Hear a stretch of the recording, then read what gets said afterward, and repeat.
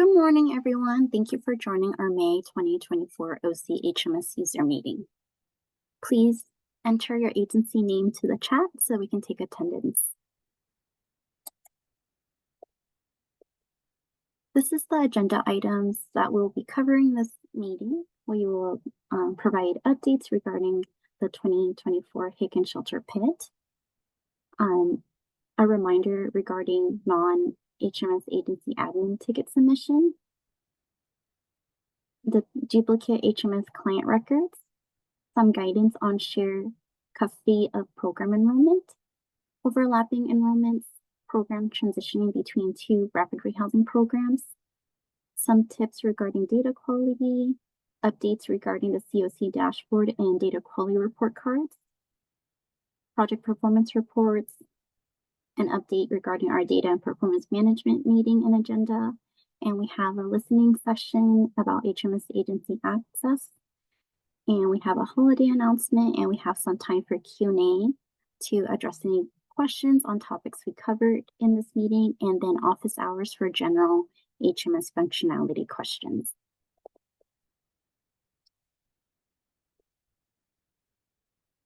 We want to first of all thank all the agencies that are participating and supporting with the Haken Pit this year. Thank you all for your ongoing support. We did want to provide an update that there was some system errors with HDX, which did adjust our timeline. So we have already reached out to all agencies last week to provide the final HIG and data entered into HDX. We have provided the HMS agency admins a due date of providing confirmation of their data was entered incorrectly into HDX by yesterday, Tuesday, April 30th, but we will follow up today as this is the final deadline to provide confirmation. Our goal is to have everything submitted this Friday, so please do review your inbox to review your data. Our team will be reaching out to have that final confirmation today. Again, thank you all for your support. If you do have any questions, please do feel free to reach out to our HMS help desk.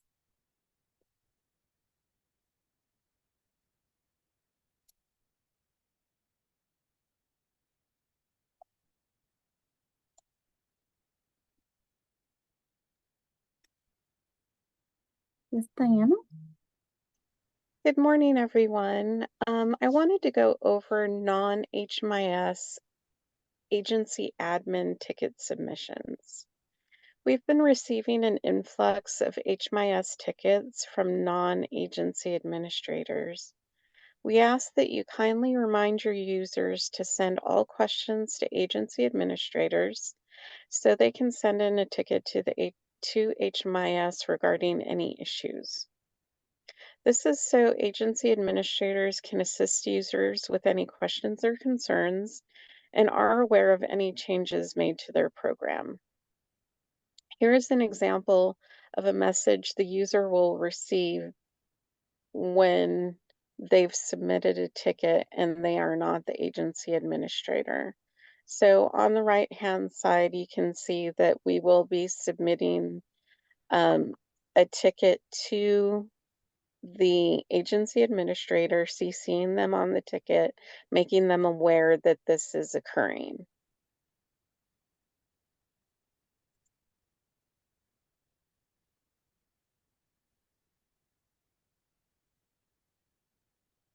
I don't believe I'm seeing any questions.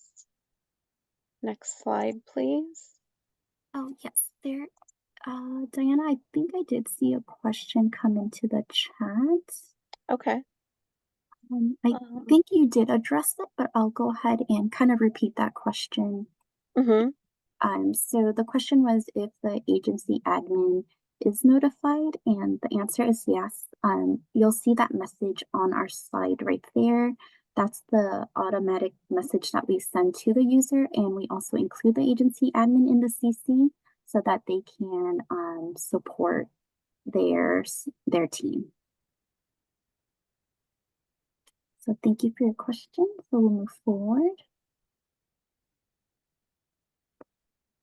Okay, so the next topic I wanted to cover is the duplicate HMIS client records. The HMIS help desk team will be uploading an agency duplicate records spreadsheet into Dropbox on Monday, May 6th. Agency administrators will need to review and provide updates if the profile should be merged or not by Wednesday, May 15th. When reviewing the client profiles to be merged, you will need to pay attention to certain fields. You should look at the client name, but make certain that the client name is for the actual client that you're looking at. Certain names are very common, and so if the name is very common, like say John Smith, then you would need to look at other fields to determine whether or not this is the same profile. The social security number and date of birth are very unique fields which can help identify a profile as a duplicate. Also, looking at enrollment data and uploaded files may also be helpful.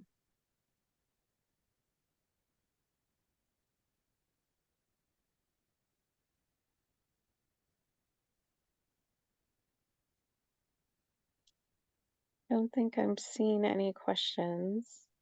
So next slide, please. So we wanted to go over a question that we had from another meeting. And so we thought it would be a good idea to sort of highlight it in this meeting to share with the community. So shared custody for a program enrollment. Clarity does not allow for dual global household enrollments. The parent or guardian with more custody should have the child enrollment with them. If the custody is 50-50, the agency will need to review and pick which parent or guardian to have the child enrolled under the global household/program household.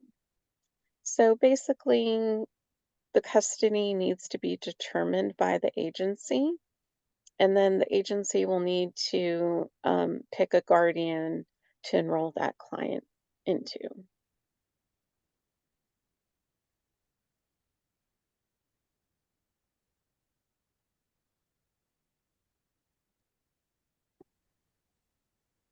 I don't see any questions. Yes, we can move forward for now. And for those who have questions, feel free to add it into the chat or we can revisit during Q&A. Hi, good morning, everybody. We wanted to take a few moments during this user meeting today to just give a gentle reminder to everybody about instances where there are overlapping residential project enrollments. It's best to just keep in mind that clients, they shouldn't have any overlapping enrollments in residential projects, bearing in mind that, this would be a physical impossibility. And an overlap in two residential project enrollments would be read as the client physically residing within two beds at the same time, which would not be possible. On the next slide, we're going to share an example using the LSA data cleanup overlapping enrollment dashboard, which is a super helpful report that would support agencies with their data cleanup. And aside from this report, there is also an additional reference tool that you can look at, which is HUD's dual enrollment and the HIC duplicate enrollment resource. Thank you, Dana, for sharing that link. Here we are looking at a screenshot of the LSA data cleanup, the overlapping enrollment dashboard report. You can see here highlighted in orange is the same client's enrollment with agency A, which is providing an emergency shelter bed. You can see that there is a project exit date at the very end of that orange box.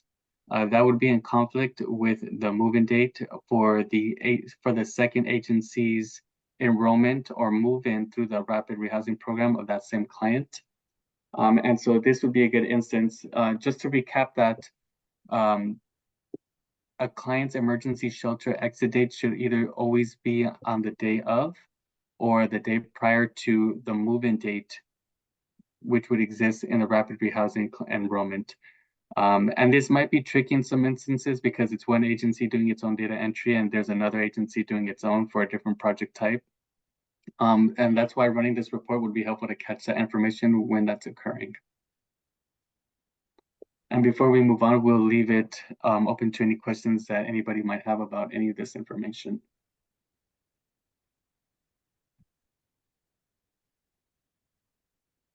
The question coming from Vi is, would there be an informed of the dual enrollment, or is there any notification that happens when this occurs? Yes, so thank you for this question. As of right now, the system doesn't have a warning, but we do have this report that is available for HMS agency admins as well as user. It's available under the data analysis tab. And we encourage users and agency admins to run this report on a regular basis to identify those clients that do have overlapping enrollments.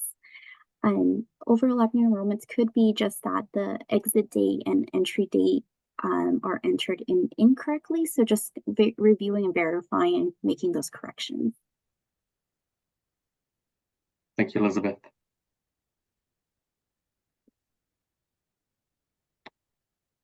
And go ahead. Oh, sorry. Thank you, Armando. I don't see any other questions at this moment, so we'll move forward. But if there are any questions, we can, again, address it during Q&A. I also just wanted to add quickly that when you go to enroll a client, you can check to see if the client has any other active enrollments. If you navigate to the client's program page, the top portion will list any enrollments the client has, and you can see if there's any active, and it'll also include the project type there. Thank you, Ryan. And now we can switch over to the next slide. Kind of on a similar note, also another question. Yes, Vi is asking if, no, it's fine, Vi. She was asking if an agency does become aware that there is an existing enrollment which overlaps, should the HMIS help desk be informed? The best person to reach out to would be the point of contact for that second agency.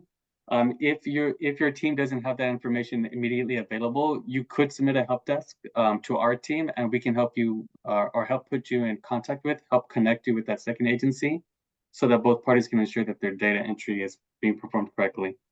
Yeah, no, not a problem, Vi. Thanks for that question. That was a very good question.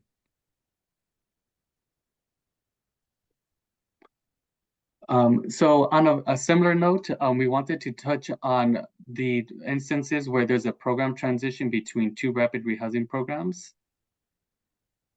And so when a client's rapid rehousing enrollment ends and they are transitioning to a different rapid rehousing project to continue their services, the new project enrollment start date and the move-in date, they should match. These cases occur when an agency's rapid rehousing funding ends and the client is thereafter served by a separate or by a different rapid rehousing project. The project end date and start date between the two projects should only have a difference of 1 day.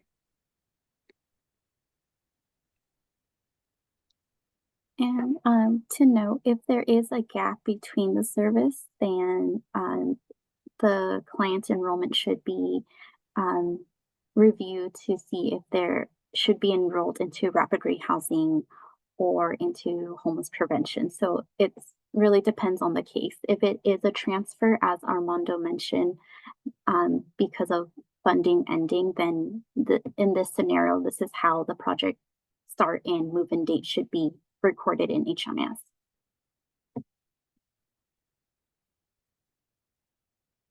Thank you, Elizabeth.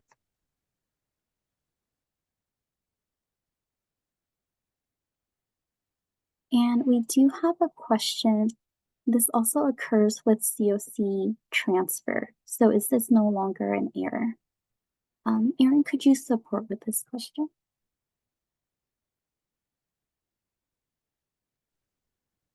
I'm not sure I understood the question. Can you say that again? Sure, if you don't mind me just jumping in, Erin, might be easier. It's Christine from Orange County Housing. So it was our understanding when the project date first showed up that start date and project date couldn't be the same because we would do the date that the client leases up is our project start date.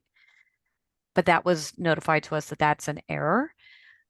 But also it occurs just like what they're talking about here with rapid rehousing is a client is existing, they're in a unit, and then they move out of that unit, move to a new unit. So we would put the move out date as the date, and sometimes the start date's the very next day because they already have that unit in place, so they don't have a gap in time.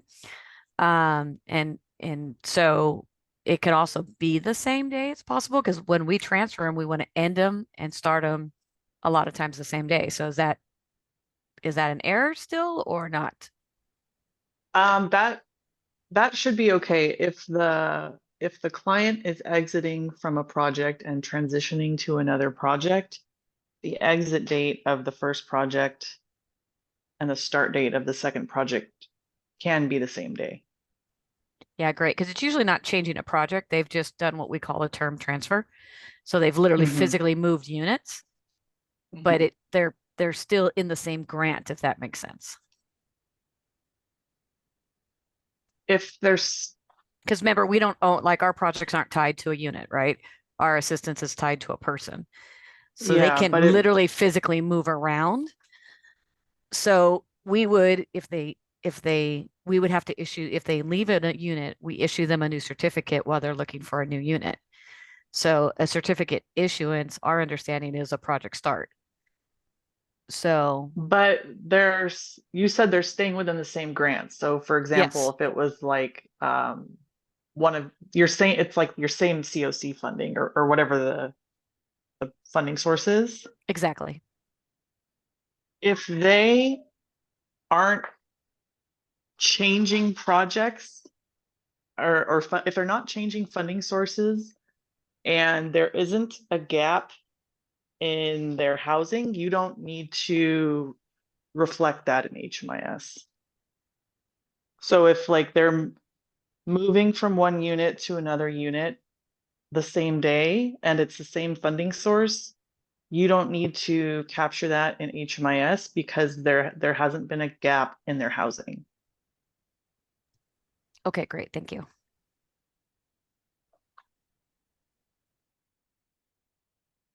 Thank you. Appreciate your question. I don't see another question in the chat right now, so we'll move forward. Hugo? Good morning, everybody. Today I want to begin by talking about data quality. Agency administrators are responsible for monitoring data quality at their agency throughout the year. Agency administrators should utilize the data quality reports present in HMIS to identify potential data quality issues. These reports can be found in HMIS by navigating to Reports, Report Library, and then Data Quality Reports. In addition, the LSA data cleanup dashboards may also be utilized for users to identify data quality issues. More information about these reports can be found in the Reports Knowledge Base article library. Next slide, please. So we do have a CAN report that we do recommend users and agency admins to run. It's located under the report library, under HUD reports. It's data quality, HMS data quality reports. There's going to be a few tables that will identify some missing data or data issues. And by running this report, you can identify clients that are active in your programs and if there's any data quality issues. For example, the first one is personal identifiable information. There could be some issues with Social Security, or if there's missing or client doesn't know. Just this is an opportunity to identify those clients and review if there is information that needs to be updated so it's accurately reflecting the client population you're serving, as well as universal data elements.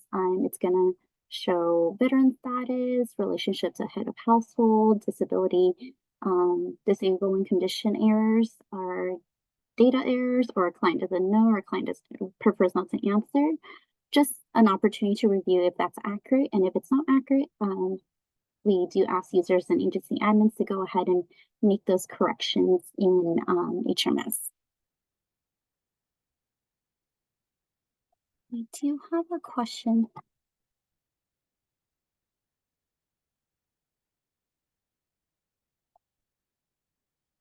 Diana, could you read the question? I'm having issues. It might make, with yeah, I was gonna say, it might make more sense if I say it out loud, if that's okay. Yes, of course. Great. So again, Christine De Leon, Orange County Housing. So we have household situations where the qualifying member, the head of household, has other family members that are not residents. So we identify that in our system with an H. So we are aware that they have a residency card, and then we have a space in our system that allows to put the number of that card into the system. However, in HMIS, our only option is to, like, I know we're allowed now to use last four, like that was brought up before, but sometimes we'll put all zeros or we'll put something there and it's always coming up as an error, or we'll indicate partial. We could put in like 4 digits and we can, use the 4 digits of their alien card and say it's a partial. But then we get it on these data quality reports, we get it dinged as an error when it's not actually an error. That's true with this, and that's okay with the funding source. Does that make sense? So you should only be entering people in HMIS that are actually staying in the unit, number one. But we, unfortunately, the SSN field is the HUD standard field, and we really can't make any edits on that. So HUD is looking for the complete SSN. And the reason that it's flagging is if it's anything other than that, and it's flagging to ask you to review it and see if you can collect that full information. But if you don't, then there is an acceptable level of data that's allowed to be missing, and that would just kind of fall into that category. Okay, because we do get the document that allows that individual to be residing in the United States. They're just not a US citizen, so they do not have a social security card. So they won't have that specific number formation. They'll have a card that'll start with an A and it's an 8-digit number behind that, that we do capture. So they would be a member of the household. They're not the head of household, they're not the qualifying adult, but they are a member of the household and they just happen to not be a US citizen. So they don't have an SSN. Yeah, do not enter that other number in as an SSN. That will also be flagged as an error if it's because there's certain rules for social security numbers, and if you put in whatever that other number is, it's probably not going to meet those rules, and it will also flag you as an error. Right. So that's my point, that when we get these reports from staff and they're saying, oh, you need to fix these data errors, I'll see that, depending on how staff have put it in there, it's very time consuming to go into each individual's record. I mean, it may be 20 or 30, but still it's 20 or 30 to go in and realize, no, it's true. We don't have a social security. I was just hoping there's a way that it could be identified on the reporter that I could put it in better. So that'll signal to me when I'm trying to do these data cleanups that that's not something I need to look into, because that's a true representation of that individual's information, if that makes sense. We could potentially add a custom field to your profile screen that's like a does this client have a social security number or something like that, or even a note that you could put in.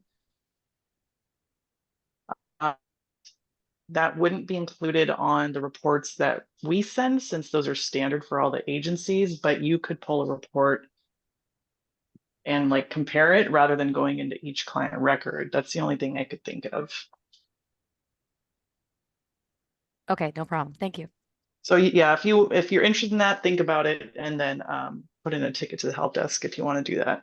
Yeah, I don't think there's enough that obviously if I'm pulling a second report, it's the same thing as me just going, you know what I mean? It's about the same amount of time. So thank you though. But no, I don't think that necessarily solves my little issue. And I know that's unique to us, but just thought I'd bring it up because it's a data issue. Okay, thank you. Thank you for your question. I don't believe I see another question for the slides, so we'll move forward.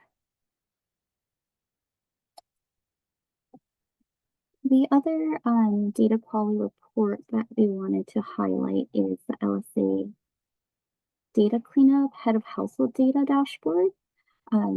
We noticed that there were some household type errors with the HCMPIT and some data quality report cards. So we wanted to highlight this, that this is a tool that our community can use to find any household that is missing a head of household, or if a child was assigned the head of household.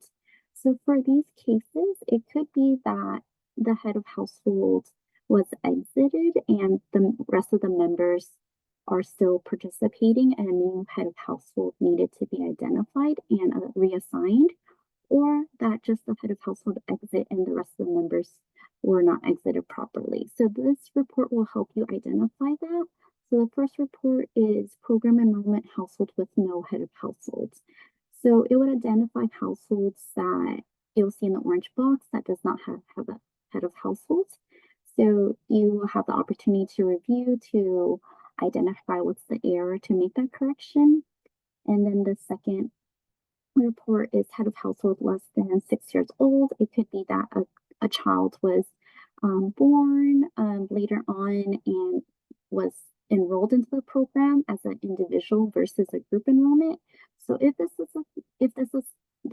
does occur, the agency admin can submit a ticket to the HMIS help desk so that we can support with merging that program enrollment so that the individual child is now with the group enrollment. Or if it was an error for any reason, you can always delete the enrollment and re-enter the client into the proper household. And I believe Diana did previously add the KB into the chat for you to review. The KB provides an overview and tips on how to make these corrections.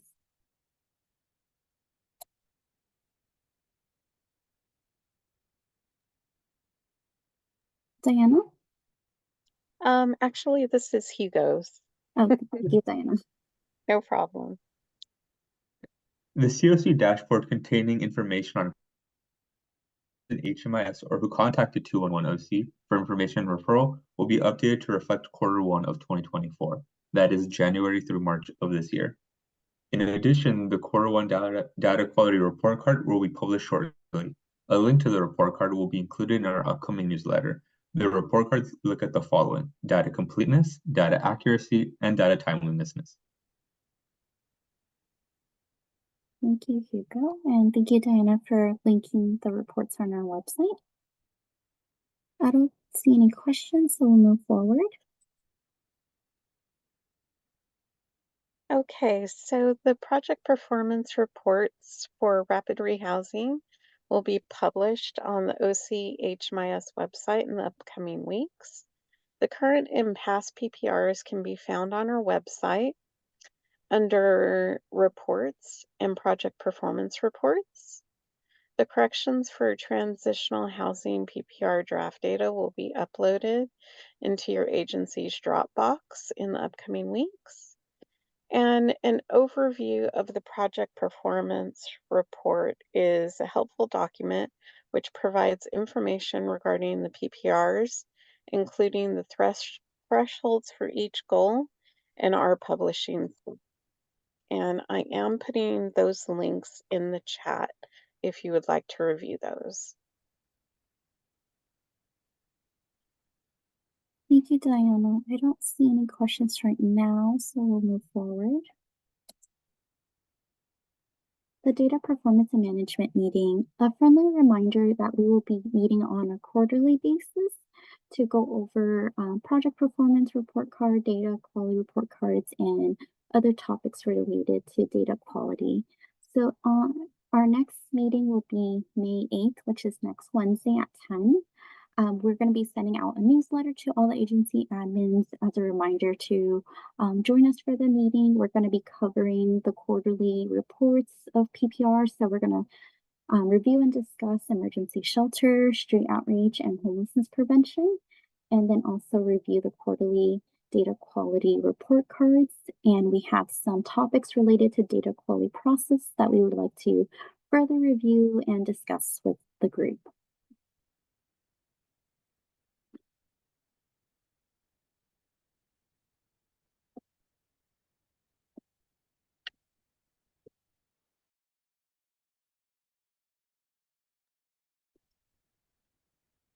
I don't see any questions right now, so we'll move forward. But as a reminder, we will be sending out a newsletter to the agency admins to invite you all to the meeting.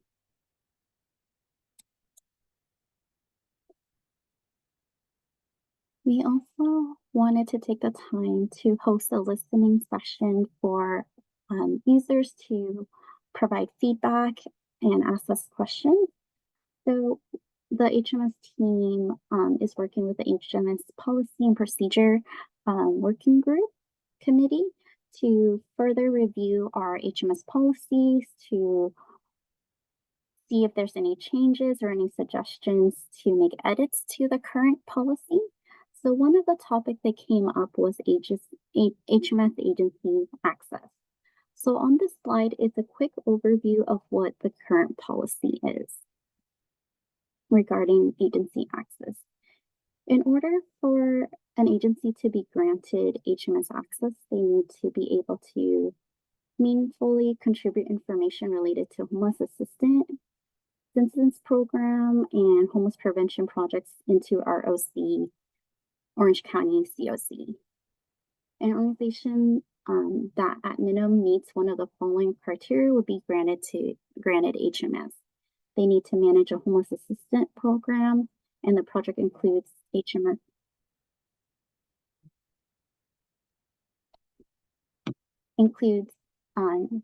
The project includes an HMS support and increase in bed coverage for the COC, such as emergency shelter, transitional housing, rapid rehousing, or other PH projects. Or if the agency receives funding that requires their participation in HMS. And any organizations that don't meet that requirement can still apply. They have to go through the HMS access application process, and that application is reviewed by the HMS working group to review and further discuss if the agency would be granted access to HMIS.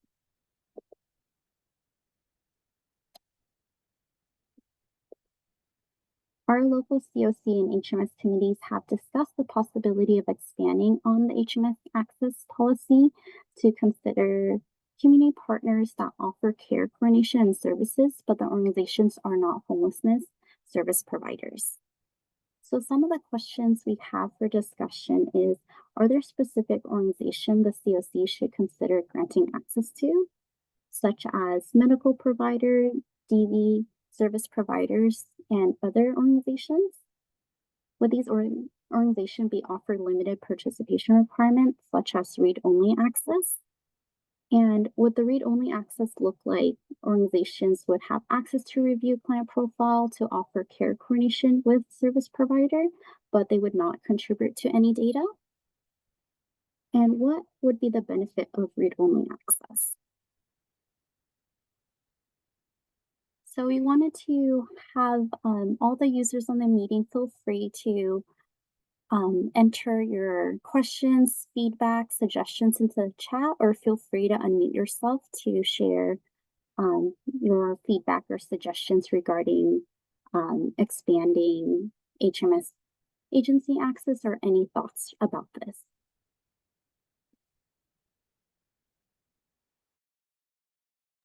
And also just wanted to clarify that it is acceptable to say, no, I don't think we should be offering this access. So any feedback is welcome.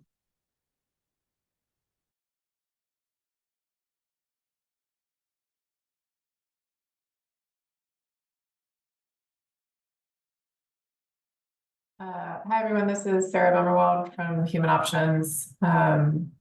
We are a DV survivor provider.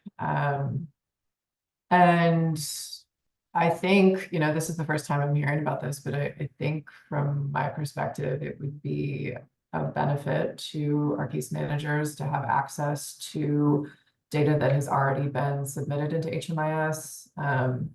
You know, one of the tenets of trauma-informed care is that we're sort of minimizing the number of times that survivors have to repeat their story, which is, you know, quite often triggering for them. So the extent that we can sort of minimize the number of times that we're having to ask them those same questions, which would happen if we had access to this information. It seems like it would be of benefit. The other thing that comes to mind for me is just it's another database for our team to navigate. You know, we already have 3 that I can think of off the top of my head that we're you know, working with. So, you know, somewhat of a learning curve there, but it seems like it would be a benefit to survivors at least and our team.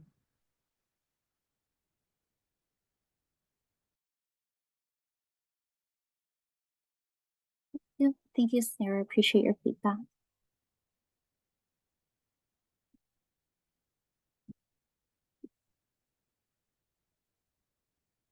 And for those still on the call, please feel free, you can unmute yourself and share your feedback. As Erin mentioned, we want to hear everyone's feedback, whether it is for this or maybe saying no to keep the policy as is.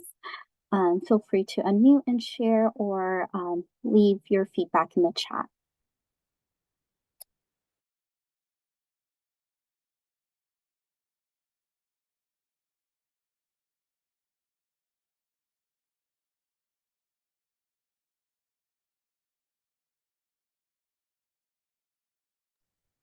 Sorry for like Christine De Leon.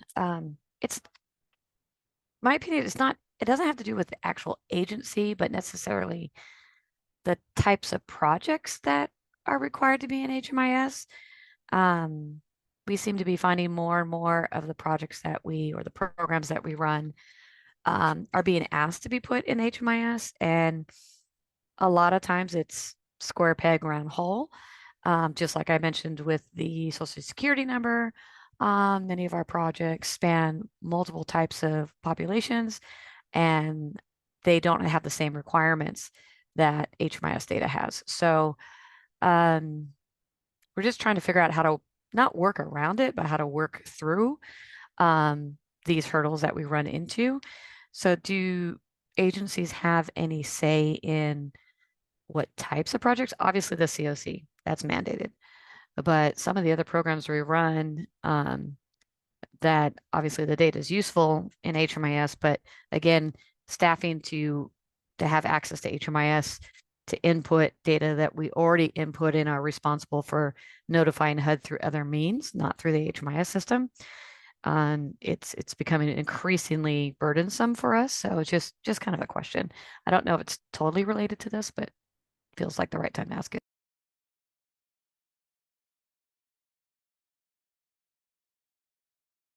So we do have guidelines around the project types that can go into HMIS because this is a HUD mandated system and they have designated project types.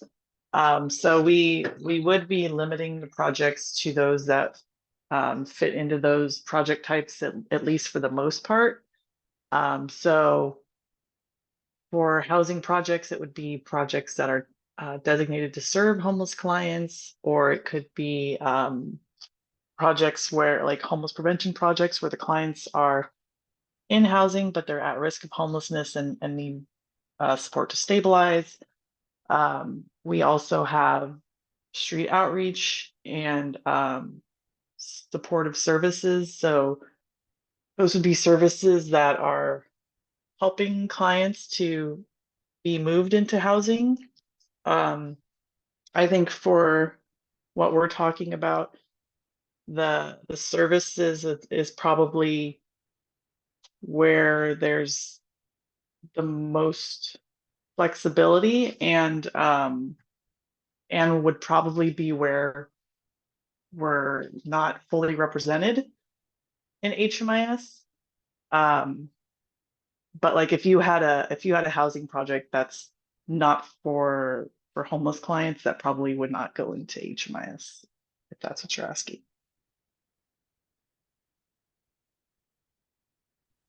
Yeah, thank you so much.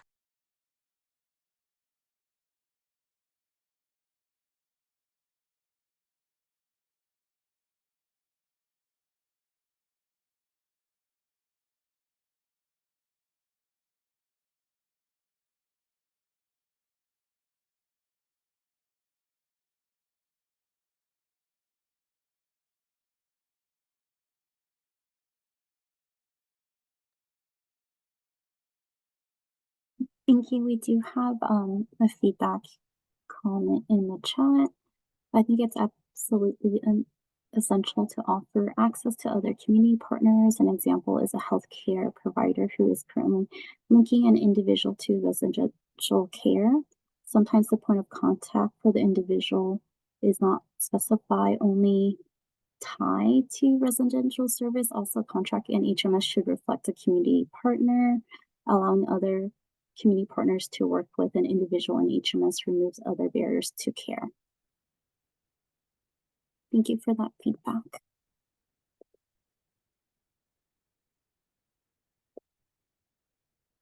The HMS team wanted to also let the users and participants on this call know that we will be sending out a newsletter to ask for more feedback in case yourself and your agency would like to further review and kind of discuss as a team to provide feedback.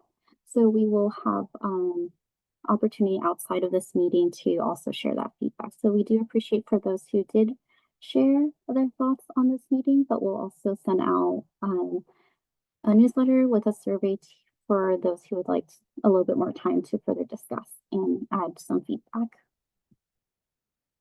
So we'll move on for now, but feel free to continue to add into the chat if you would like to share your feedback.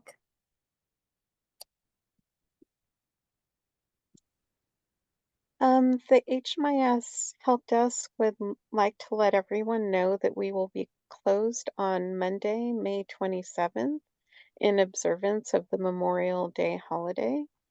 We will be back in the office the following business day on Tuesday, May 25th to assist you.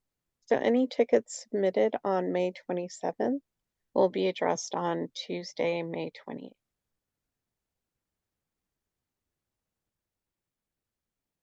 Diana. For those who join us a little bit later in the meeting, please do enter your agency name to the chat for attendance.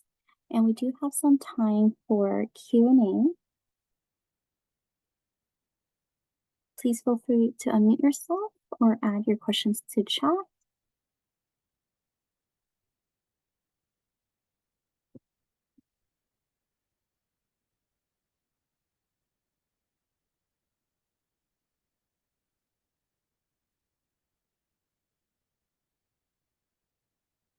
I think we do have some more feedback in the chat regarding HMS agency access.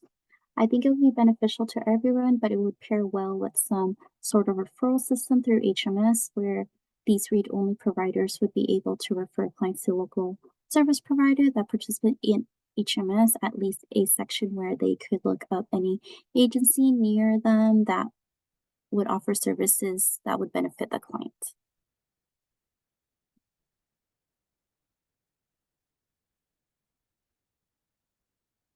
Thank you, Kai, for that feedback. We will further discuss with our team, but Erin, would this be similar to having that provider having the opportunity to reach out to the service provider directly or going through 211 and getting referrals?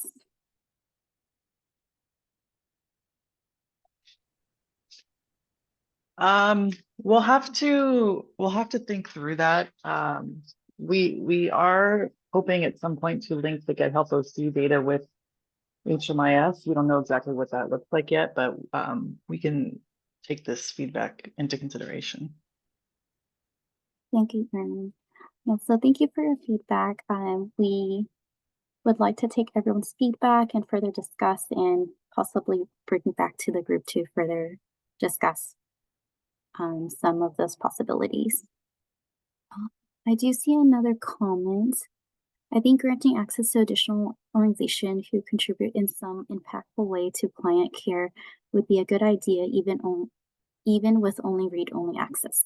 It would help us better connect with other services and provide a more connected front for the client, as well as help everyone involved gain a better understanding of what the client needs. Thank you for your feedback.